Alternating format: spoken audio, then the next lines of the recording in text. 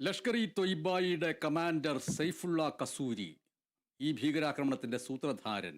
ഒരുപക്ഷെ ലഷ്കർ-ഇ-തൊയ്ബ എന്ന വാക്കും ലഷ്കർ-ഇ-തൊയ്ബ കമാൻഡർ എന്ന വാക്കും ഒട്ടും അറിയാത്ത സാധാരണക്കാരായ ജനം ഒരുപക്ഷെ ആ വാക്ക് ഈയിടെ ഇറങ്ങിയ എമ്പുരാൻ എന്ന ചിത്രത്തിലൂടെയായിരിക്കും മനസ്സിലാക്കിയിട്ടുണ്ടാകുക. ഏറ്റവും സാധാരണക്കാരായിട്ടുള്ള പത്രങ്ങളൊന്നും വായിക്കാൻ സാധ്യതയില്ലാത്തവരെ സംബന്ധിച്ചിട്ടുള്ള ഒരു പ്രധാനപ്പെട്ട കാര്യമായിട്ട് വരുന്നത്.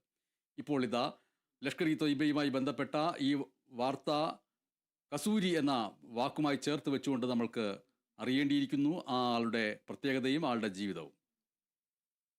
ഭീകര സംഘടനയായ ലഷ്കർ-ഇ-തൊയ്ബയുടെ അനുബന്ധ സംഘടനയായ ദ റെസിസ്റ്റന്റ് ഫ്രണ്ട് ജമ്മു പെഹൽഗാമിലെ ഭീകരാക്രമണത്തിന്റെ ഉത്തരവാദിത്തം ഏറ്റെടുത്തു കഴിഞ്ഞു.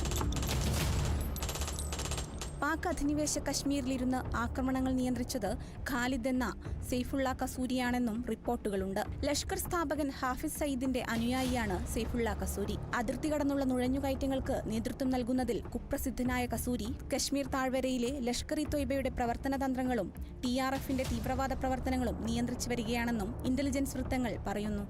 കസൂരിക്ക് ലഷ്കർ-ഇ-തൊയ്ബയുമായി വർഷങ്ങളോളമുള്ള ബന്ധമുണ്ട്. പെഷവാർ ആസ്ഥാനത്തിന്റെ തലവനായും സൈഫുള്ള കസൂരി പ്രവർത്തിച്ചിട്ടുണ്ട്. അമേരിക്കൻ ഇന്ത്യൻ ഇന്റലിജൻസ് റിപ്പോർട്ടുകൾ പ്രകാരം JUDയുടെ രാഷ്ട്രീയ വിഭാഗമായും മില്ലി മുസ്ലിം ലീഗുമായും കസൂരി ബന്ധപ്പെട്ടിരിക്കുന്നു. കശ്മീരിന് പ്രത്യേക പദവി നൽകിയ ആർട്ടിക്കിൾ 370 റദ്ദാക്കിയതിന് പിന്നാലെ രൂപീകൃതമായ ഭീകര സംഘടനയാണ് ദ റെസിസ്റ്റന്റ് ഫ്രണ്ട്. ഐക്യരാഷ്ട്രസഭയും അമേരിക്കയും ഉൾപ്പെടെയുള്ള രാജ്യങ്ങളും കസൂരിക്ക് ഉപരോധം ഏർപ്പെടുത്തിയിട്ടുണ്ട്.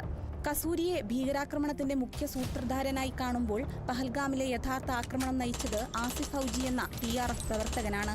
ജമ്മു കശ്മീർ പോലീസ് പുറത്തുവിട്ട രേഖാചിത്രങ്ങളിൽ സുലൈമാൻ ഷാ, അബു തൽഹ എന്നിവർക്കൊപ്പം 3 ആക്രമണകാരികളിൽ ഒരാളാണ് ഇയാളെന്ന് വെളിപ്പെടുത്തിയിട്ടുണ്ട്.